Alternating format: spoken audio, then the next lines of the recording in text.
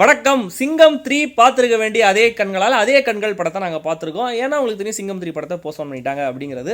இந்த படம் கலையரசனுக்கு ஒரு பெரிய பிரேக்காக இருக்கும் அப்படின்னு ஒரு எதிர்பார்ப்பு. இந்த படத்தில் ஒரு பார்வை இல்லாத ஒரு கேரக்டர் நடிச்சிருக்காரு. பட் படம் பார்த்து முடிச்சப்பறம் அவரை விட சிவதாவுக்கு தான் இந்த படம் பெரிய பிரேக்காக இருக்கும் அப்படின்ற மாதிரி தோணுது எங்களுக்கு. ஏன்னா படத்தில் அவங்க செம்மையாக பெர்ஃபார்ம் பண்ணிடுறாங்க. ஒரு நல்ல ரோல் அவங்களுக்கு.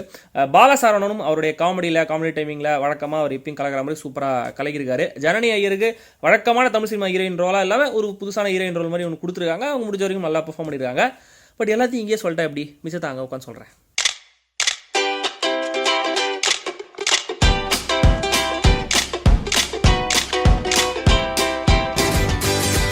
அதே கண்கள் படத்துடைய கதை. சின்ன வயசுலேயே பார்வை பறி போன கலையரசன் ஒரு ரெஸ்டாரண்ட் நடத்திட்டு வராரு. அவருடைய அப்பா அம்மாலாம் நல்ல சப்போர்ட் அவருக்கு. அவருடைய பெஸ்ட் ஃப்ரெண்ட் ஜனனி ஒரு ரிப்போர்ட்டராக இருக்காங்க. கலையரசனும் ஒன் சைடாக லவ் பண்ணுறாங்க. ஒரு நாள் கலையரசனுடைய ரெஸ்டாரண்ட்டுக்கு சிவதா வராங்க. அவங்க தான் அந்த சிவதா வராங்க. அவங்களும் கலையரசனும் அவங்களுக்குள்ள ஒரு ஃப்ரெண்ட்ஷிப் கிரியேட் ஆகுது. அப்படியே லவ்வாக மாறுது. கலையரசன் ப்ரப்போஸ் பண்ணி அவங்களும் ஒத்துக்கிறாங்க. ஸோ சிவதாவுக்கு ஒரு பிரச்சனை இருக்குது அப்படின்றது கலையரசனுக்கு தெரிய வருது. அந்த பிரச்சனையை நான் சால்வ் பண்ணுறேன், நீ கவலைப்படாது அப்படி வாக்கு கொடுத்துட்டு போகும்போது கலையரசன் ஒரு பெரிய ஆக்சிடென்ட்டில் மாட்டிக்கிட்டு ஹாஸ்பிட்டலில் ஒரு 3 வாரம் அட்மிட் ஆயிடுறாரு. ஸோ அந்த ஹாஸ்பிட்டலில் சிகிச்சையில் அவர் கண் பார்வையும் திரும்ப வந்தது. ஸோ வெளியில் வந்து பார்த்தா சிவதாவை காணும். ஸோ சிவதாவுக்கு என்ன ஆச்சு அப்படின்னு தேட ஆரம்பிக்கிறார். ஸோ இதுக்கப்புறம் அவரோட லைஃப்பில் என்ன ஆச்சு, சிவதாவுடைய பிரச்சனை என்ன ஆச்சு, சிவதாவை கண்டுபிடிச்சாரா இல்லையா, ஜனனி ஐயருடைய இந்த ஒன் சைடு லவ் என்ன ஆச்சு, இவருக்கு கண் பார்வை திரும்ப வந்ததுக்கப்புறம் என்ன மாதிரி விஷயங்கள்லாம் இவர் தெரிஞ்சுக்கிறாரு அப்படிங்கிறது தான் அதே கண்கள் படத்துடைய சின்ன சின்ன ட்விஸ்ட் இருக்கிற கதை. ஷெஃப் வருண், வயது 25, 15 வயதில் பார்வையை பறி கொடுத்தவர். கேமராமேன் ரவிவர்மன் நீலவேகம் கிடைச்ச பட்ஜெட்ல ஒரு நல்ல எக்ஸலண்டான ஒர்க் கொடுத்துருக்காரு. படம் ஃபுல்லா ஒரு நல்ல ரிச்சான ஒரு டோனை மெயின்டைன் பண்ணிருக்காங்க. படத்தோடைய பேஸுக்கேத்த எடிட்டிங்கா இல்ல எடிட்டிங் கேத்த பேசா அப்படின்றத கரெக்டா சொல்ல முடியல. பட் ஸ்டில் லியோ ஜான் பாலோட எடிட்டிங் ரொம்ப நல்லா இருக்கு. ஜிப்ரானுடைய இசை, பின்னணி இசை ரெண்டுமே நல்லா இருக்கு. முக்கியமா அந்த தந்திரா சாங், அதை பேஸ் பண்ணி வர அந்த விசில் ரீ ரெக்கார்டிங் ரெண்டுமே சூப்பரா இருக்கு. நீ என்ன ஃபீல் பண்ற நீ சொல்லிதான் எனக்கு தெரியணும்னு இல்லை, அதே மாதிரி நான் என்ன ஃபீல் பண்றேன்னு உனக்கு புரியும் நினைக்கிறேன். வழக்கமா தமிழ் சினிமால வர ஜானர்ல இருந்து விலகி வித்தியாசமான ஒரு ஜானர்ல படம் பண்ணணும்னு நினைச்சதுக்காகவே இயக்குனர் ரோஹின் வெங்கடேசனை நம்ம பாராட்டலாம். ஒரு நல்ல பிளாட்டை ரொம்ப பதறாம நரேட் பண்ணி கொஞ்சம் கொஞ்சமா நம்மளுக்கு விலைக்கு சொல்லியிருக்காரு. படம் வந்து பெரிய ஆர்ப்பாட்டம் அதிரடிலாம் எதுவும் இல்லாம ஒரு நார்மலான பேஸ்ல தான் போகுது. பட் அந்த பேஸே வந்து சில இடங்களில் ஒரு டிராக் மாதிரியும் தெரியுது. கலையரசன் சிவதாவுக்கு நடுவில் வர அந்த ஆரம்ப காட்சிகள், அதை காட்சிப்படுத்தின விதம்லாம் ரொம்ப நல்லா இருந்துச்சு. பட் அதுல கொஞ்சம் நம்பகத்தன்மையும் கிரியேட் பண்ணிருக்கலாம்.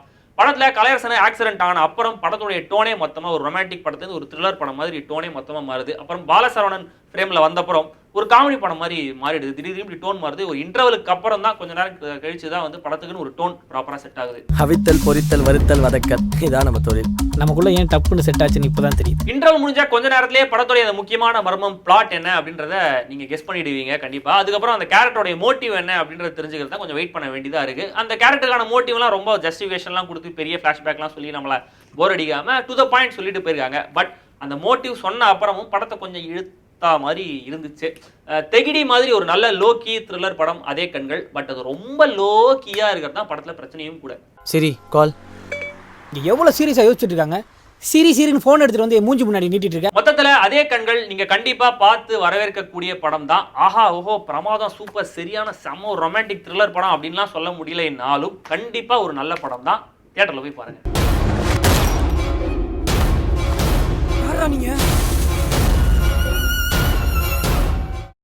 புதுமுக இயக்குனர்கள் நல்ல கதை வச்சிருக்கிறவங்க, நல்ல டேலண்ட் இருக்கிறவங்களுக்கு வந்து ஒரு மாடரேட்டான பட்ஜெட்டில் படம் எடுத்து ரொம்ப நாளாகவே சப்போர்ட் பண்ணிட்டு இருக்கிற ப்ரொடியூசர் CV குமார்.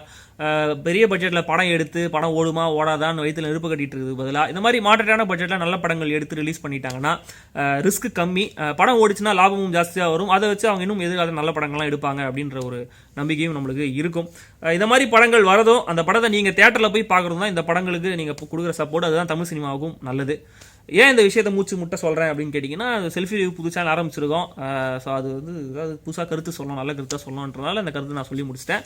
ஸோ அதை விட முக்கியமான விஷயம் என்னென்னா அதான். ஸோ அந்த சேனல் ஆரம்பிச்சதுனால நீங்கள் சப்ஸ்கிரைப் பண்ணணும், ஷேர் பண்ணணும், கமெண்ட் பண்ணணும், உங்கள் ஃப்ரெண்ட்ஸ் கிட்டலாம் சொல்லணும். நிறைய பேர் பார்த்தீங்கன்னா தான் வந்து அது சர்ச் ரிசல்ட்டில் மேலே வரும், நம்மளுடைய சேனலும் கொஞ்சம் டாப்பாக வரும்.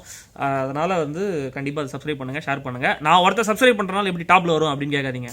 ஏன்னா CV குமார் என்ன சொல்லியிருக்காருன்னா, చిన్న కళ్ళు పెద్ద లాభం, పెద్ద బకెట్ చిన్న